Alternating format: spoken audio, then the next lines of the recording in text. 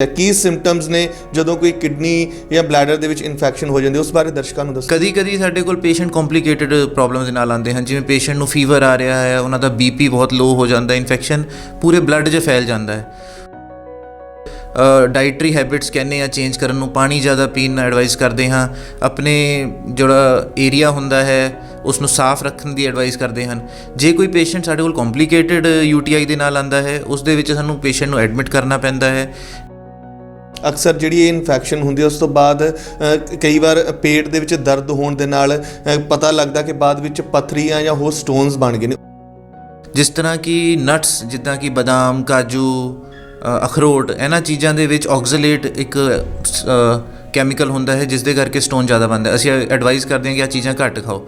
ਚਾਹ, ਕੌਫੀ, ਇਹਨਾਂ ਚੀਜ਼ਾਂ ਦਾ ਇਸਤੇਮਾਲ ਘੱਟ ਕੀਤਾ ਜਾਏ। ਅਸੀਂ ਨਾਰਮਲ ਵੈਲਿਊ ਜਿਹੜੀ ਮੰਨਦੇ ਹਾਂ 0.7 to 1.1 ਤੱਕ ਮੰਨਦੇ ਹਾਂ। ਜੇ ਉਹ 1.1 ਤੋਂ ਉੱਪਰ ਬਲੱਡ ਦੇ ਵਿੱਚ ਕ੍ਰੈਟਿਨਿਨ ਦਾ ਲੈਵਲ ਹੋਣ ਲੱਗ ਜਾਂਦਾ ਹੈ, ਇਹਦਾ ਮਤਲਬ ਸਾਡੀ ਕਿਡਨੀ ਹੁਣ 100% ਕੰਮ ਨਹੀਂ ਕਰ ਰਹੀ, ਕਿਡਨੀ ਨੂੰ ਨੁਕਸਾਨ ਪਹੁੰਚ ਰਿਹਾ। ਆਪਣੀ ਬਿਮਾਰੀ ਤੋਂ ਬਚਣ ਲਈ ਟ੍ਰਾਂਸਪਲਾਂਟ ਵੀ ਕਰਾਉਂਦੇ ਨੇ, ਕਿਡਨੀਆਂ ਵੀ ਬਦਲਾਉਂਦੇ ਨੇ। ਸੋ ਆਪਰੇਟ ਕਰਕੇ ਸਭ ਕੁਝ ਹੁੰਦਾ।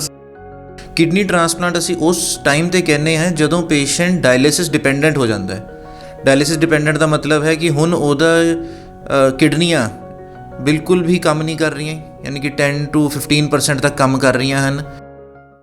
ਲੁਧਿਆਣਾ ਟਾਈਮਸ ਦੇਖ ਰਹੇ ਤਮਾਮ ਦਰਸ਼ਕਾਂ ਨੂੰ ਪਿਆਰ ਭਰੀ ਸਤਿ ਸ਼੍ਰੀ ਅਕਾਲ। ਮੈਂ ਅਮਨ ਸਿੰਘ। ਜਿਵੇਂ ਕਿ ਅਸੀਂ ਸਾਰੇ ਜਾਣਦੇ ਹਾਂ ਕਿ ਜਿਹੜੀ ਹਿਊਮਨ ਬਾਡੀ ਉਹ ਇੱਕ ਤਰ੍ਹਾਂ ਦੀ ਮਸ਼ੀਨ ਹੈ। ਜਿਸ ਤਰ੍ਹਾਂ ਮਸ਼ੀਨਰੀ ਨੂੰ ਮੇਨਟੇਨ ਕਰਨ ਦੇ ਲਈ ਸਮੇਂ-ਸਮੇਂ 'ਤੇ ਮੇਨਟੇਨੈਂਸ ਦੀ ਜ਼ਰੂਰਤ ਹੁੰਦੀ ਹੈ, ਉਸੇ ਤਰ੍ਹਾਂ ਹਿਊਮਨ ਬਾਡੀ ਨੂੰ ਵੀ ਮੇਨਟੇਨ ਕਰਨ ਲਈ ਇਸ ਦੀ ਜ਼ਰੂਰਤ ਹੈ। ਸੋ ਵੱਖ-ਵੱਖ ਤਰੀਕਿਆਂ ਦੇ ਨਾਲ ਲੋਕ ਕੋਸ਼ਿਸ਼ ਕਰਦੇ ਨੇ ਕਿ ਆਪਣੇ ਸਰੀਰ ਨੂੰ ਮੇਨਟੇਨ ਰੱਖਿਆ ਜਾਵੇ।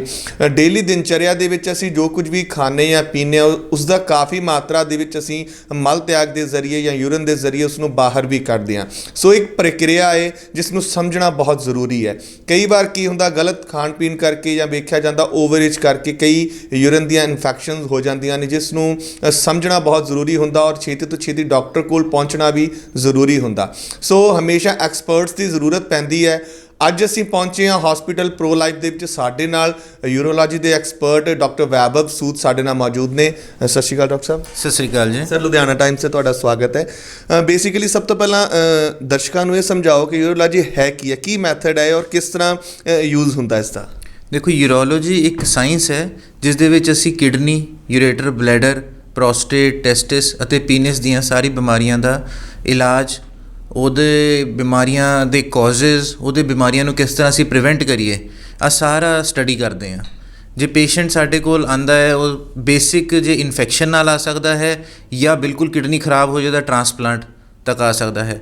ਇਹਦੇ ਵਿੱਚ ਕਿਡਨੀ ਦੇ, ਬਲੈਡਰ ਦੇ, ਪ੍ਰੋਸਟੇਟ ਦੇ, ਸਾਰਿਆਂ ਦੇ ਕੈਂਸਰ ਵੀ ਇੰਕਲੂਡ ਹੁੰਦੇ ਹਨ। ਇਰੈਕਟਾਈਲ ਡਿਸਫੰਕਸ਼ਨ ਜੋ ਕਿ ਯੰਗ ਬੰਦਿਆਂ 'ਚ ਬਹੁਤ ਕਾਮਨ ਹੈ, ਉਹ ਵੀ ਇੰਕਲੂਡ ਹੁੰਦਾ ਹੈ। ਤਾਂ ਇੱਕ ਵਾਸਟ ਸਾਇੰਸ ਹੈ ਸਾਰੇ ਆਰਗਨਸ ਦੀਆਂ, ਸਾਰੀ ਤਰ੍ਹਾਂ ਦੀ ਬਿਮਾਰੀਆਂ ਨੂੰ।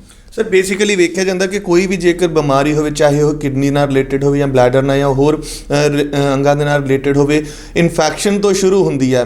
ਬੇਸਿਕਲੀ ਕਿਸ ਤਰ੍ਹਾਂ ਜਿਹੜਾ ਪਤਾ ਲੱਗ ਸਕਦਾ ਕਿ ਕਿਸੇ ਇਨਸਾਨ ਨੂੰ ਜਿਹੜੀ ਇਨਫੈਕਸ਼ਨ ਹੋ ਚੁੱਕੀ ਹੈ, ਕੀ ਸਿੰਪਟਮਸ ਨੇ ਜਦੋਂ ਕੋਈ ਕਿਡਨੀ ਜਾਂ ਬਲੈਡਰ ਦੇ ਵਿੱਚ ਇਨਫੈਕਸ਼ਨ ਹੋ ਜਾਂਦੀ, ਉਸ ਬਾਰੇ ਦਰਸ਼ਕਾਂ ਨੂੰ ਦੱਸੋ। ਜੀ ਦੇਖਿਏ, ਇਨਫੈਕਸ਼ਨ ਜੋ ਯੂਰੀਨਰੀ ਸਿਸਟਮ ਦਾ ਹੈ, ਦੋ ਤਰ੍ਹਾਂ ਦਾ ਹੁੰਦਾ ਹੈ, ਇੱਕ ਕੰਪਲਿਕੇਟਡ, ਇੱਕ ਅਨਕੰਪਲਿਕੇਟਡ। ਜੋ ਸਭ ਤੋਂ ਕਾਮਨ ਹੈ ਉਹ ਅਨਕੰਪਲਿਕੇਟਡ ਹੁੰਦਾ ਹੈ, ਫੀਮੇਲਸ ਦੇ ਵਿੱਚ ਬਹੁਤ ਕਾਮਨ ਹੁੰਦਾ ਹੈ। ਯੂਜੂਅਲੀ ਫੀਮੇਲ ਸਾਡੇ ਕੋਲ ਆਉਂਦੀਆਂ ਹਨ ਅਤੇ ਦੱਸਦੀਆਂ ਹਨ ਕਿ ਸਾਨੂੰ ਪਿਸ਼ਾਬ ਬਾਰ-ਬਾਰ ਜਾਣਾ ਪੈ ਰਿਹਾ ਹੈ, ਪਿਸ਼ਾਬ ਕੰਟਰੋਲ ਕਰਨ ਦੇ ਵਿੱਚ ਪ੍ਰੋਬਲਮ ਆਉਂਦੀ ਹੈ, ਲੀਕ ਕਰ ਜਾਂਦਾ ਹੈ, ਰਾਤੀ ਬਾਰ-ਬਾਰ ਉੱਠਣਾ ਪੈ ਰਿਹਾ ਹੈ। ਆਹ ਯੂਜੂਅਲੀ ਅਨਕੰਪਲਿਕੇਟਡ ਇਨਫੈਕਸ਼ਨ ਦੇ ਸਿੰਪਟਮਸ ਹੁੰਦੇ ਹਨ। ਕਦੀ ਸਾਡੇ ਕੋਲ ਪੇਸ਼ੈਂਟ ਕੰਪਲਿਕੇਟਡ ਪ੍ਰੋਬਲਮਸ ਦੇ ਨਾਲ ਆਉਂਦੇ ਹਨ, ਜਿਵੇਂ ਪੇਸ਼ੈਂਟ ਨੂੰ ਫੀਵਰ ਆ ਰਿਹਾ ਹੈ, ਉਹਨਾਂ ਦਾ ਬੀਪੀ ਬਹੁਤ ਲੋ ਹੋ ਜਾਂਦਾ, ਇਨਫੈਕਸ਼ਨ ਪੂਰੇ ਬਲੱਡ 'ਚ ਫੈਲ ਜਾਂਦਾ ਹੈ। ਇਹਨਾਂ ਦੋਨਾਂ ਪ੍ਰੋਬਲਮਸ ਦਾ ਇਲਾਜ ਵੀ ਡਿਫਰੈਂਟ ਹੈ। ਯੂਜੂਅਲੀ ਜਿਹੜੇ ਅਨਕੰਪਲਿਕੇਟਡ ਵਾਲੇ ਕੇਸਿਸ ਹੁੰਦੇ ਹਨ, ਉਹਨਾਂ ਨੂੰ ਅਸੀਂ ਖਾਣ ਦੀਆਂ ਦਵਾਈਆਂ ਨਾਲ ਪ੍ਰਿਸਕ੍ਰਾਈਬ ਕਰਦੇ ਹਾਂ। ਕੁਛ ਡਾਈਟਰੀ ਹੈਬਿਟਸ ਕਹਿੰਦੇ ਹਾਂ ਚੇਂਜ ਕਰਨ ਨੂੰ, ਪਾਣੀ ਜ਼ਿਆਦਾ ਪੀਣ ਨੂੰ ਐਡਵਾਈਸ ਕਰਦੇ ਹਾਂ। ਆਪਣੇ ਜਿਹੜਾ ਏਰੀਆ ਹੁੰਦਾ ਹੈ ਉਸ ਨੂੰ ਸਾਫ਼ ਰੱਖਣ ਦੀ ਐਡਵਾਈਸ ਕਰਦੇ ਹਨ। ਜੇ ਕੋਈ ਪੇਸ਼ੈਂਟ ਸਾਡੇ ਕੋਲ ਕੰਪਲਿਕੇਟਡ UTI ਦੇ ਨਾਲ ਆਉਂਦਾ ਹੈ, ਉਸ ਦੇ ਵਿੱਚ ਸਾਨੂੰ ਪੇਸ਼ੈਂਟ ਨੂੰ ਐਡਮਿਟ ਕਰਨਾ ਪੈਂਦਾ ਹੈ। IV ਐਂਟੀਬਾਇਓਟਿਕਸ ਦੀ ਲੋੜ ਪੈਂਦੀ ਹੈ। ਕਈ ਵਾਰ ਆਇਨੋਡ੍ਰੌਪਸ, ਯਾਨੀ ਕਿ ਬਲੱਡ ਪ੍ਰੈਸ਼ਰ ਨੂੰ ਵਧਾਉਣ ਵਾਲੀ ਜਿਹੜੀ ਦਵਾਈਆਂ, ਉਹਨਾਂ ਦੀ ਵੀ ਲੋੜ ਪੈਂਦੀ ਹੈ। ਸਰ ਕਿਹਾ ਜਾਂਦਾ ਕਿ 70% ਸਾਡੇ ਸਰੀਰ ਦੇ ਵਿੱਚ ਪਾਣੀ ਹੈ। ਸਾਡਾ ਸਰੀਰ ਜਿਹੜਾ 70% ਪਾਣੀ ਦੇ ਨਾਲ ਬਣਿਆ ਹੋਇਆ। ਸੋ ਕਿਹਾ ਜਾਂਦਾ ਕਿ ਵੇਖਿਆ ਜਾਂਦਾ ਅਕਸਰ ਜਿਹੜੀ ਇਹ ਇਨਫੈਕਸ਼ਨ ਹੁੰਦੀ ਹੈ ਉਸ ਤੋਂ ਬਾਅਦ ਕਈ ਵਾਰ ਪੇਟ ਦੇ ਵਿੱਚ ਦਰਦ ਹੋਣ ਦੇ ਨਾਲ ਪਤਾ ਲੱਗਦਾ ਕਿ ਬਾਅਦ ਵਿੱਚ ਪੱਥਰੀਆਂ ਜਾਂ ਹੋਰ ਸਟੋਨਸ ਬਣ ਗਏ ਨੇ। ਉਸ ਬਾਰੇ ਵੀ ਦਰਸ਼ਕਾਂ ਨੂੰ ਦੱਸੋ ਕਿ ਗਲਤ ਖਾਣ ਪੀਣ ਦੇ ਨਾਲ ਇਹ ਚੀਜ਼ਾਂ ਹੁੰਦੀਆਂ ਨੇ, ਕੀ ਪ੍ਰੀਕਾਸ਼ਨਸ ਨੇ ਜਿਨ੍ਹਾਂ ਕਰਕੇ ਨਾ ਬਿਮਾਰੀਆਂ ਤੋਂ ਬਚਿਆ ਜਾ ਸਕਦਾ ਹੈ। ਬਿਲਕੁਲ, ਸਟੋਨ ਜੋ ਹੈ ਆ ਵੀ ਯੂਰਿਨ ਟ੍ਰੈਕਟ ਇਨਫੈਕਸ਼ਨ ਦਾ ਬਹੁਤ ਕਾਮਨ ਕਾਜ਼ ਹੈ। ਇੱਥੇ ਆਪਣੇ ਪੰਜਾਬ ਦੀ ਪੋਪੂਲੇਸ਼ਨ ਦੇ ਵਿੱਚ ਬਹੁਤ ਕਾਮਨਲੀ ਪਾਇਆ ਜਾਂਦਾ ਹੈ। ਸਟੋਨ ਯੂਜੂਲੀ ਪ੍ਰੈਜ਼ੈਂਟ ਕਰਦਾ ਹੈ ਪੇਨ ਦੇ ਨਾਲ। ਪੇਸ਼ੈਂਟ ਆਊਗਾ, ਉਹ ਕਹੂਗਾ ਮੇਰੇ ਜੀ ਬੱਖੀ 'ਚ ਪੇਨ ਹੋ ਰਿਹਾ, ਮੈਨੂੰ ਇੰਜੈਕਸ਼ਨ ਦੀ ਲੋੜ ਪੈ ਰਹੀ ਹੈ, ਨਾਲੇ ਉਲਟੀਆਂ ਆ ਰਹੀਆਂ, ਪਿਸ਼ਾਬ 'ਚ ਖੂਨ ਆ ਰਿਹਾ ਹੈ। ਅਸੀਂ ਉਸ ਪੇਸ਼ੈਂਟ ਦਾ ਸਭ ਤੋਂ ਪ੍ਰਮੁੱਖ ਅਲਟਰਾਸਾਊਂਡ ਕਰਦੇ ਹਾਂ। ਅਲਟਰਾਸਾਊਂਡ ਤੋਂ ਯੂਜੂਲੀ ਪਤਾ ਲੱਗਦਾ ਹੈ ਕਿਡਨੀ ਦੇ ਵਿੱਚ ਸੋਜਾ ਹੈ। ਫਿਰ ਪਿਸ਼ਾਬ ਦਾ ਟੈਸਟ ਕਰਦੇ ਹਾਂ, ਉਹ ਤੋਂ ਪਤਾ ਲੱਗਦਾ ਇਨਫੈਕਸ਼ਨ ਵੀ ਆ ਰਿਹਾ ਹੈ, ਪਿਸ਼ਾਬ ਦੇ ਵਿੱਚ ਬਲੱਡ ਆ ਰਿਹਾ ਹੈ।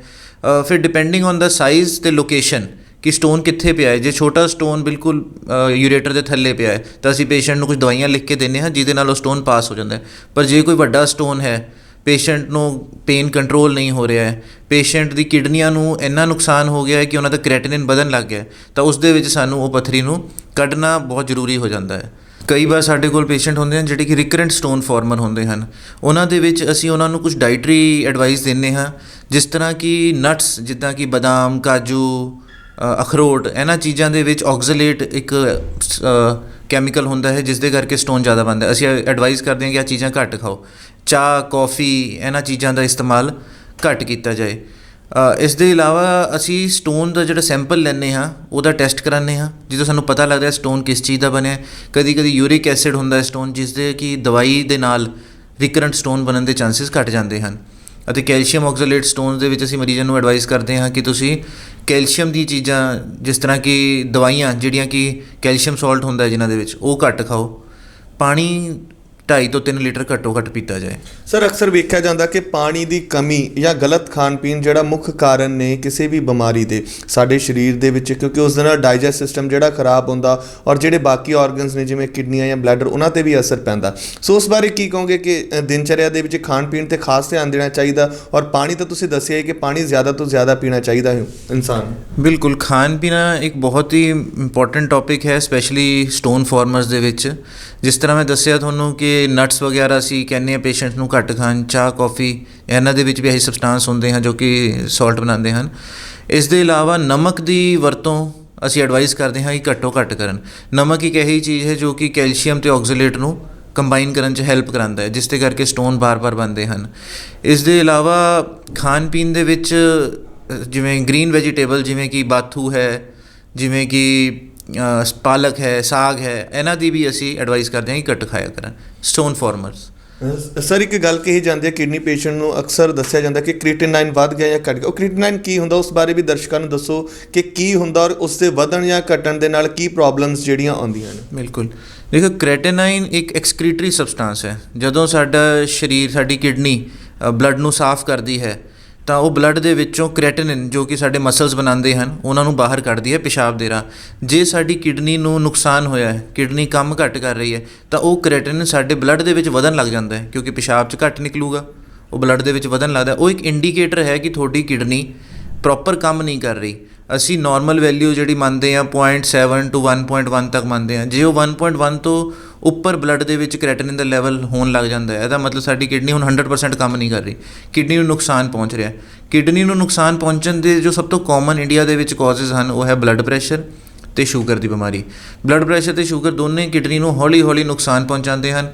ਇੰਡੀਆ ਦੀ ਪੋਪੂਲੇਸ਼ਨ, ਸਪੈਸ਼ਲੀ ਪੇਂਡੂ ਪੋਪੂਲੇਸ਼ਨ, ਇਸ ਨੂੰ ਜ਼ਿਆਦਾ ਇੰਪੋਰਟੈਂਟ ਨਹੀਂ ਸਮਝਦੀ, ਕਿਉਂਕਿ ਅਰਜੈਂਟਲੀ ਕੁਝ ਨਹੀਂ ਹੁੰਦਾ, ਇਮੀਡੀਏਟਲੀ ਬਲੱਡ ਪ੍ਰੈਸ਼ਰ ਜਾਂ ਸ਼ੂਗਰ ਦੀ ਬਿਮਾਰੀ ਨਾਲ ਕੁਝ ਨਹੀਂ ਹੋਊਗਾ। ਪਰ ਹੌਲੀ ਹੌਲੀ ਓਵਰ ਟਾਈਮ ਤੁਹਾਡੀ ਕਿਡਨੀ ਇੰਨੀ ਕਮਜ਼ੋਰ ਹੋ ਜਾਊਗੀ ਕਿ ਉਹ ਪੂਰਾ ਕ੍ਰੈਟਿਨਿਨ ਬਾਹਰ ਨਹੀਂ ਨਿਕਾਲ ਪਾਊਗੀ, ਜਿਸ ਦੇ ਕਰਕੇ ਸਾਡਾ ਕ੍ਰੈਟਿਨਿਨ ਵਧਣ ਲੱਗੂਗਾ। ਉਹ ਇੱਕ ਇੰਡੀਕੇਟਰ ਹੋ ਜਾਊਗਾ। ਆਹ ਕ੍ਰੈਟਿਨਿਨ ਨੂੰ ਸਾਡਾ ਏਮ ਰਹਿੰਦਾ ਹੈ ਕਿ ਅਸੀਂ ਕੰਟਰੋਲ ਕਰੀਏ। ਜੇ ਆ ਵਧਣ ਵੀ ਲੱਗ ਗਿਆ ਹੈ ਤਾਂ ਬਲੱਡ ਪ੍ਰੈਸ਼ਰ ਨੂੰ ਕੰਟਰੋਲ ਕਰਕੇ, ਸ਼ੂਗਰ ਨੂੰ ਕੰਟਰੋਲ ਕਰਕੇ ਹੋਰ ਕਿਡਨੀ ਨੂੰ ਨੁਕਸਾਨ ਨਾ ਹੋਵੇ। ਜੋ ਪਰਮਾਨੈਂਟ ਨੁਕਸਾਨ ਹੋ ਗਿਆ ਹੈ ਉਸ ਨੂੰ ਰਿਕਵਰ ਕਰਨਾ ਪੋਸੀਬਲ ਨਹੀਂ ਹੈ।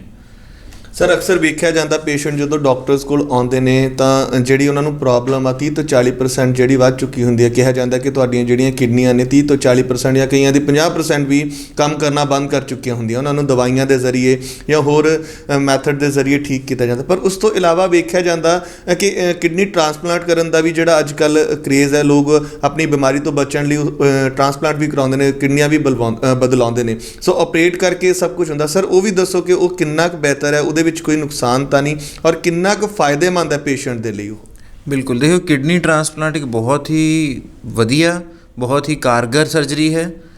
ਪਰ ਇਸ ਦਾ ਮਤਲਬ ਆ ਨਹੀਂ ਹੈ ਕਿ ਆਪਾਂ ਕਹੀਏ ਕਿ 50% ਕਿਡਨੀ ਖਰਾਬ ਹੋ ਗਈ, ਐਸੀ ਲੈਵਲ 'ਤੇ ਅਸੀਂ ਕਿਡਨੀ ਟ੍ਰਾਂਸਪਲਾਂਟ ਕਰੀਏ। ਕਿਡਨੀ ਟ੍ਰਾਂਸਪਲਾਂਟ ਅਸੀਂ ਉਸ ਟਾਈਮ 'ਤੇ ਕਹਿੰਦੇ ਹਾਂ ਜਦੋਂ ਪੇਸ਼ੈਂਟ ਡਾਇਲਿਸਿਸ ਡਿਪੈਂਡੈਂਟ ਹੋ ਜਾਂਦਾ ਹੈ। ਡਾਇਲਿਸਿਸ ਡਿਪੈਂਡੈਂਟ ਦਾ ਮਤਲਬ ਹੈ ਕਿ ਹੁਣ ਉਹਦਾ ਕਿਡਨੀਆਂ ਬਿਲਕੁਲ ਵੀ ਕੰਮ ਨਹੀਂ ਕਰ ਰਹੀਆਂ, ਯਾਨੀ ਕਿ 10 to 15% ਤੱਕ ਕੰਮ ਕਰ ਰਹੀਆਂ ਹਨ, ਅਤੇ ਪਿਸ਼ਾਬ ਘੱਟ ਗਿਆ ਹੈ, ਸਰੀਰ ਦੇ ਵਿੱਚ ਸੋਜਾ ਆਉਣ ਲੱਗ ਗਿਆ ਹੈ, ਸਾਹ 'ਚ ਪ੍ਰੋਬਲਮ ਆਉਣ ਲੱਗ ਜਾਏ, ਜਾਂ ਕ੍ਰੈਟਿਨਿਨ ਕਈਆਂ ਦਾ 9-10 ਤੱਕ ਪਹੁੰਚ ਜਾਂਦਾ ਹੈ। ਉਹਨਾਂ ਦੇ ਵਿੱਚ ਕਿਡਨੀ ਟ੍ਰਾਂਸਪਲਾਂਟ ਬਹੁਤ ਜ਼ਰੂਰੀ ਹੋ ਜਾਂਦਾ ਹੈ। ਬਹੁਤ ਸਾਰੇ ਪੇਸ਼ੈਂਟ ਹੁੰਦੇ ਹਨ ਜਿਨ੍ਹਾਂ ਦੀ ਕਿਡਨੀਆਂ ਹਜੇ 50% ਹੈਗੀਆਂ, ਯਾਨੀ ਕਿ ਕ੍ਰੈਟਿਨਿਨ 2.5 ਪਹੁੰਚਿਆ ਹੈ ਜਾਂ 3 ਪਹੁੰਚਿਆ ਹੈ।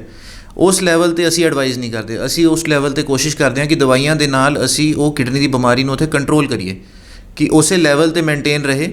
ਜਿੰਨਾ ਟਾਈਮ ਬੰਦਾ ਬਿਨਾਂ ਟ੍ਰਾਂਸਪਲਾਂਟ ਦੇ ਕੱਢ ਸਕਦਾ ਉਨਾ ਟਾਈਮ ਉਹ ਬਿਨਾਂ ਟ੍ਰਾਂਸਪਲਾਂਟ ਦੇ ਕਰੇ।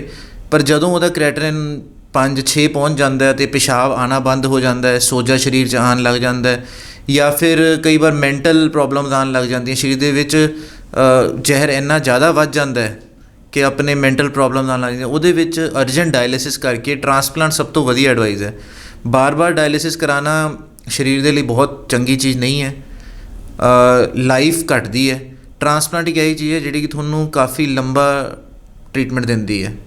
ਸੋ ਇਹ ਸਨ ਸਾਡੇ ਨਾਲ ਡਾਕਟਰ ਵੈਭਵ ਸੂਦ, ਜਿਨ੍ਹਾਂ ਨੇ ਦੱਸਿਆ ਕਿ ਕਿਸ ਤਰ੍ਹਾਂ ਤੁਸੀਂ ਆਪਣੀਆਂ ਇਹਨਾਂ ਪ੍ਰੋਬਲਮਸ ਨੂੰ, ਚਾਹੇ ਛੋਟੀ ਇਨਫੈਕਸ਼ਨ ਹੈ, ਚਾਹੇ ਓਵਰ ਏਜ ਕਰਕੇ ਹੋਣ ਵਾਲੀਆਂ ਇਨਫੈਕਸ਼ਨਸ ਨੇ, ਉਹਨਾਂ ਨੂੰ ਠੀਕ ਕਰ ਸਕਦੇ ਹੋ। ਬੇਸਿਕਲੀ ਜ਼ਰੂਰਤ ਹੈ ਤੁਹਾਨੂੰ ਚੰਗੀ ਗਾਈਡੈਂਸ ਦੀ, ਔਰ ਦਿਨਚਰਿਆ ਦੇ ਵਿੱਚ ਵਧੀਆ ਖਾਣ ਪੀਣ, ਔਰ ਜਿੰਨਾ ਜ਼ਿਆਦਾ ਤੋਂ ਜ਼ਿਆਦਾ ਪਾਣੀ ਜਿਹੜਾ ਤੁਸੀਂ ਪੀਂਦੇ ਹੋ ਉਹ ਤੁਹਾਡੇ ਲਈ ਬੈਨੀਫੀਸ਼ੀਅਲ ਹੈ। ਕੈਮਰਾਮੈਨ ਸਤਵੰਤ ਮਠਾੜੂ ਦੇ ਨਾਲ ਅਮਨ ਸਿੰਘ, ਲੁਧਿਆਣਾ ਟਾਈਮਸ।